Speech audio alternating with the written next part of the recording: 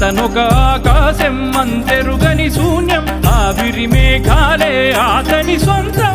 మరమరి కల వైరం కాల్చెడి అంగారం, వెలుగుల వైభోగం అతని నయనం.